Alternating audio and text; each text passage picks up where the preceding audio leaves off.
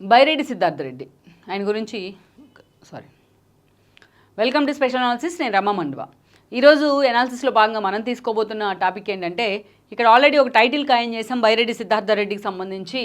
బైరెడ్డికి బౌన్సర్లు పడుతున్నాయా అని చెప్పి కూడా మనం ఇవ్వడం జరిగింది. ఎందుకంటే ఆయన మొన్నటి వరకు ఈ టైటిల్ పర్ఫెక్ట్గా యాప్ట్ అవుతుంది బైరెడ్డి సిద్ధార్థ రెడ్డికి. మొన్నటి వరకు ఆయన శాప్కి చైర్మన్గా కూడా వ్యవహరించారు. ఆడుదాం ఆంధ్ర లాంటి కార్యక్రమాలు కూడా చేశారు రోజాతో పాటు. సో అందుకే ఈరోజు బైరెడ్డికి బౌన్సర్లు పడుతున్నాయంటూ క్రికెట్ లాంగ్వేజ్లోనే మనం టైటిల్ పెడతాం జరిగింది. ఈ వరుస పెట్టి ఎవరైనా సరే ఎన్నోసార్లు చెప్తూ ఉంటారు, విజయానికి అనేక మంది తండ్రులు ఉంటారు, తల్లిదండ్రులు ఉంటారు, కానీ అపజయాన్ని ఓన్ చేసుకునే వాళ్ళు చాలా తక్కువ మందే ఉంటారు. మన ఎఫిషియన్సీ ఏందనేది మన ఓటమి అంచుని నిలబడినప్పుడే అర్థమవుతుంది అనేది చెప్తూ ఉంటారు చాలామంది. సో అది బైరెడ్డి సిద్ధార్థ రెడ్డి విషయంలో చాలా పర్ఫెక్ట్గా యాప్ట్ అవుతుంది. నేను చూసినట్లయితే కర్నూలు జిల్లా నుంచి రిప్రజెంట్ చేస్తూ ఉన్నారు. బైరెడ్డి రాజశేఖర రెడ్డి అండ్ ఫ్యామిలీకి దగ్గర బంధువు కూడా, ఆయన బ్రదర్ కొడుకే ఇతను. సో ఎప్పటి నుంచో కూడా బైరెడ్డి రాజశేఖర రెడ్డి తన రాజకీయ ప్రస్థానం కొనసాగించారు. ఏదైతే ప్రత్యేక రాయలసీమ సమితి లాంటి వాటితో తన వాయిస్ వినిపించే ప్రయత్నం చేశారు.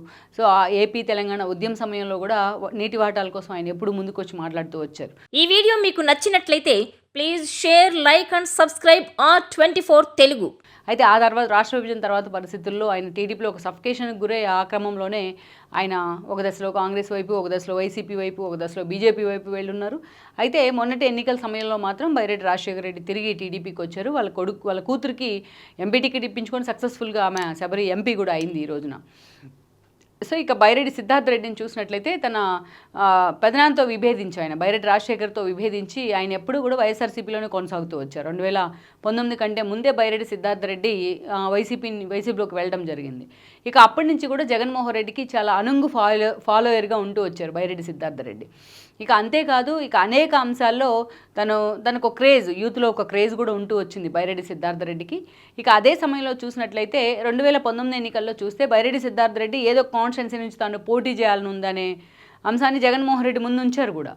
కానీ అప్పుడున్న సిచ్యువేషన్లో లోకల్గా అప్పటికే మెజారిటీ నేతలు అక్కడ ఆల్రెడీ లైమ్లైట్లో ఉన్న కారణంగా బైరెడ్డికి ఆ రోజు టికెట్ కేటాయించే పరిస్థితి వైసీపీ నుంచి లేదు. అయితే నందికొట్కూరులో మాత్రం తాను రిఫర్ చేసిన అభ్యర్థికే టికెట్ ఇవ్వాలంటూ కూడా బైరెడ్డి ఆ రోజు పట్టుబట్టారు. జగన్మోహన్ రెడ్డి 2019 ఎన్నికల్లో ఆర్థర్కి టికెట్ ప్రకటించారు. ఆర్థను తీసుకొచ్చింది కానీ, ఆర్థను ప్రమోట్ చేసింది కానీ ఆ రోజుల్లో బైరెడ్డి సిద్ధార్థ రెడ్డి. నందికొట్కూరులో పేరుకి రిజర్వ్డ్ కాన్స్టిట్యున్సీ అయినప్పటికీ బైరెడ్డి సిద్ధార్థ రెడ్డి కూడా కొంచెం ఫాలోయింగ్ ఉంది అక్కడ, కొంచెం ఓట్ బ్యాంక్ కూడా ఉంది. వన్స్ గెలిచిన దాకా ఒక లెక్క, గెలవక ముందు ఒక లెక్క అన్నట్టుంది ఆ రోజున బైరెడ్డి పరిస్థితి.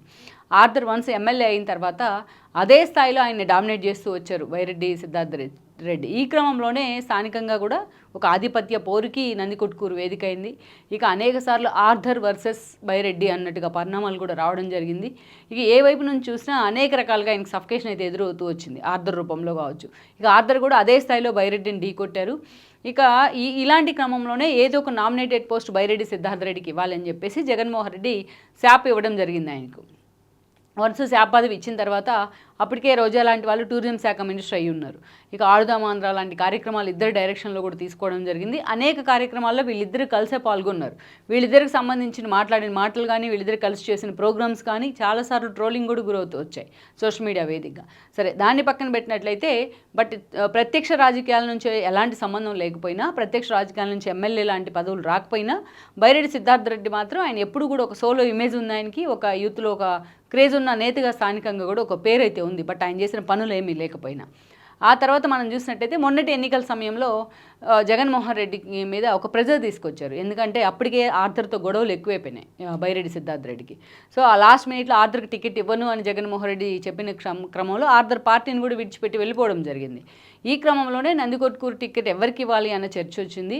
అయితే అక్కడ 2-3 పేర్లు కూడా జగన్మోహన్ రెడ్డికి బైరెడ్డి సిద్ధార్థ రెడ్డి ప్రజెంట్ చేసే ప్రయత్నం చేశారు. 2-3 పేర్లు తెర మీదకి తీసుకొచ్చినప్పటికీ బైరెడ్డి వైపు మాత్రం జగన్మోహన్ రెడ్డి మొగ్గు చూపలేదు. సాయి ఎలక్ట్రికల్ సుధీర్ని తీసుకొచ్చి అక్కడ ప్లాన్ చేసే ప్రయత్నం అయితే చేశారు జగన్మోహన్ రెడ్డి. సో అలా చూసినా జగన్మోహన్ రెడ్డి వైపు నుంచి పూర్తి స్థాయిలో సపోర్ట్ బైరెడ్డికి అందలేదని చెప్పుకోవాలి మొన్నటి ఎన్నికల్లో. దెన్ వైఎస్ఆర్సీపీ అధికారానికి దూరమైంది, కేవలం 11 సీట్లకే పరిమితమైంది. ఇక అన్ని రకాలుగా ఈరోజు బైరెడ్డి సిద్ధార్థ రెడ్డి ఒక సఫికేషన్ ఎదుర్కొంటూ ఉన్నారు. ఈరోజు పార్టీ అధికారంలో లేదు, 11 సీట్ ప్రతిపక్ష స్థానానికి కూడా దక్కని పరిస్థితుల్లో పార్టీ ఉంది మొన్నటి ఎన్నికల్లో. మరోవైపు చూస్తే తన అపోనెంట్ అయిన తన పెదనాన్న లాంటి వాళ్ళు, బైరెడ్డి రాజశేఖర రెడ్డి లాంటి వాళ్ళు ఈ రోజున తన అపోనెంట్ పార్టీ టీడీపీలో ఉన్నారు. అంతేకాదు తనకి ఎంతో క్లోజ్ అసోసియేట్, ఇంకా వాళ్ళ కూతురు ఎంపీగా కూడా ఉన్నారు, ఆయన సిస్టరే. శబరి. అదేవిధంగా చూసినట్లయితే తనకెంతో ఆప్తురాలు అనిపించుకున్న రోజా లాంటి వాళ్ళు ఈరోజు ఓడిపోయి ఓటమి పాలై ఇంట్లో కూర్చున్నారు. ఇలాంటి పరిస్థితుల్లో ఇక అన్ని బైరెడ్డికి వరుసపెట్టి ప్రతికూల పరిస్థితులు ఎదురవుతూ ఉన్నాయి. ఈ ఎంతటి ప్రతికూల పరిస్థితులు అంటే స్థానికంగా నందికొట్కూరు మున్సిపల్ చైర్మన్ మొన్న ఇటీవల ఆయన కౌన్సిలర్లతో కలిసి ఎక్సఫ్షియో దాదాపు 18 మంది కౌన్సిలర్లు, ఇక 2-3కు పైగా ఎక్సఫ్షియో సభ్యులతో కలిసి టీడీపీ తీర్థం పుచ్చుకునే ప్రయత్నం చేశారు. వాళ్ళు పార్టీని వదిలిపెట్టి వెళ్ళిపోతున్నారని తెలిసి బైరెడ్డి వాళ్ళందరినీ కూడా ఎంతో బుజ్జగించే ప్రయత్నం చేశారు. సో అట్లా చేసినా కూడా వాళ్ళు ఎక్కడా కూడా బైరెడ్డిని కన్సెంట్లోకి తీసుకునే పరిస్థితి అయితే లేదు. ఈరోజు మొత్తం మూకుమ్మడిగా వెళ్ళి ఈరోజు టీడీపీలో చేరిన పరిస్థితి అయితే ఉంది. సో వాళ్ళందరినీ ఎంత నిలబెట్టాలని ప్రయత్నం చేసినా అక్కడ పూర్తి స్థాయిలో ఇన్ఛార్జిగానే, అనఫిషియల్ ఇన్ఛార్జిగానే బైరెడ్డి వ్యవహరిస్తూ ఉన్నారు నందికొట్కూరులో. ఇప్పుడున్న పరిస్థితుల్లో పార్టీ అంతా అక్కడ స్థానికంగా వాషౌట్ అయిన సిచ్యువేషన్లో వాళ్ళంతా వెళ్ళి టీడీపీ జెండా కప్పుకునే ప్రయత్నం చేశారు. ఆఖరికి మున్సిపల్ చైర్మన్ కూడా నిలబెట్టుకోలేని పరిస్థితుల్లో బైరెడ్డి ఉన్నారు. అంటే బైరెడ్డి మాటను కూడా వాళ్ళు పట్టించుకునే సిచ్యువేషన్లో లేరని అనుకోవాలి. అందుకే ఈ రోజున బైరెడ్డికి ఇప్పటికే వైఎస్ఆర్సీపీ అధినేత నుంచి, జగన్మోహన్ రెడ్డి నుంచి ఆయన క్లాస్ తీసుకున్నట్టు కూడా, జగన్మోహన్ రెడ్డి బైరెడ్డి క్లాస్ తీసుకున్నట్టు ప్రచారం జరుగుతోంది. పార్టీ అంతా కలిసి కట్టుగా వెళ్తూ ఉంటే ఏం చేస్తున్నావు టీడీపీలో కానీ క్లాస్ తీసుకున్నట్టుగా కూడా వార్తలు వస్తున్నాయి. సో మొత్తాన్ని చూసుకున్నట్లయితే ఒక్కొక్కటిగా జరుగుతున్న పరిణామాలన్నీ కూడా ఇతనికి నందికొట్కూరులోనే కాదు రాష్ట్ర వ్యాప్తంగా ఉన్న ఇమేజ్ కూడా డ్యామేజ్ అవుతున్న పరిస్థితి అయితే ఉంది. సో ఆ స్థాయిలో ఎన్నోసార్లు బైరెడ్డి తన అధికారాన్ని చూసుకునో, తన పదవిని చూసుకునో లోకేష్ దగ్గర నుంచి చంద్రబాబు నాయుడు దాకా రెచ్చిపోయి మాట్లాడిన సందర్భాలు ఉన్నాయి. అది టైం బాగున్నప్పుడు, అధికారంలో ఉన్నప్పుడు. అది టైం బాగలేకుంటే పరిస్థితులన్నీ కూడా తిరగబడతాయి, తాడే పామై కరుస్తుంది అనడానికి బైరెడ్డి సిద్ధార్థరెడ్డి ఒక బెస్ట్ ఎగ్జాంపుల్ అని మనం అనుకోవాలి. సో అలాంటి సిచ్యువేషన్లో మరి బైరెడ్డి ఎంతవరకు ఈ సఫికేషన్తో వైఎస్ఆర్సీపీలోనే కొనసాగుతారు, మరి ఆయనకి టీడీపీ లాంటి పార్టీలో ఎంట్రీ ఉంటుందా, మరి బైరెడ్డి విషయంలో జగన్మోహన్ రెడ్డి ఏం చేయబోతున్నారు అనేది కూడా మనం చూడాల్సి ఉంది. వాళ్ళు పార్టీని వదిలిపెట్టి వెళ్ళిపోతున్నారని తెలిసి బైరెడ్డి వాళ్ళందరినీ కూడా ఎంతో బుజ్జగించే ప్రయత్నం చేశారు. సో అట్లా చేసినా కూడా వాళ్ళు ఎక్కడా కూడా బైరెడ్డిని కన్సెంట్లోకి తీసుకునే పరిస్థితి అయితే లేదు. ఈరోజు మొత్తం మూకుమ్మడిగా వెళ్ళి ఈరోజు టీడీపీలో చేరిన పరిస్థితి అయితే ఉంది. సో వాళ్ళందరినీ ఎంత నిలబెట్టాలని ప్రయత్నం చేసినా అక్కడ పూర్తి స్థాయిలో ఇన్ఛార్జిగానే, అనఫిషియల్ ఇన్ఛార్జిగానే బైరెడ్డి వ్యవహరిస్తూ ఉన్నారు నందికొట్కూరులో. ఇప్పుడున్న పరిస్థితుల్లో పార్టీ అంతా అక్కడ స్థానికంగా వాషౌట్ అయిన సిచ్యువేషన్లో వాళ్ళంతా వెళ్ళి టీడీపీ జెండా కప్పుకునే ప్రయత్నం చేశారు. ఆఖరికి మున్సిపల్ చైర్మన్ కూడా నిలబెట్టుకోలేని పరిస్థితుల్లో బైరెడ్డి ఉన్నారు. అంటే బైరెడ్డి మాటను కూడా వాళ్ళు పట్టించుకునే సిచ్యువేషన్లో లేరని అనుకోవాలి. అందుకే ఈ రోజున బైరెడ్డికి ఇప్పటికే వైఎస్ఆర్సీపీ అధినేత నుంచి, జగన్మోహన్ రెడ్డి నుంచి ఆయన క్లాస్ తీసుకున్నట్టు కూడా, జగన్మోహన్ రెడ్డి బైరెడ్డి క్లాస్ తీసుకున్నట్టు ప్రచారం జరుగుతోంది. పార్టీ అంతా కలిసి కట్టుగా వెళ్తూ ఉంటే ఏం చేస్తున్నావు టీడీపీలో కానీ క్లాస్ తీసుకున్నట్టుగా కూడా వార్తలు వస్తున్నాయి. సో మొత్తాన్ని చూసుకున్నట్లయితే ఒక్కొక్కటిగా జరుగుతున్న పరిణామాలన్నీ కూడా ఇతనికి నందికొట్కూరులోనే కాదు రాష్ట్ర వ్యాప్తంగా ఉన్న ఇమేజ్ కూడా డ్యామేజ్ అవుతున్న పరిస్థితి అయితే ఉంది. సో ఆ స్థాయిలో ఎన్నోసార్లు బైరెడ్డి తన అధికారాన్ని చూసుకునో, తన పదవిని చూసుకునో లోకేష్ దగ్గర నుంచి చంద్రబాబు నాయుడు దాకా రెచ్చిపోయి మాట్లాడిన సందర్భాలు ఉన్నాయి.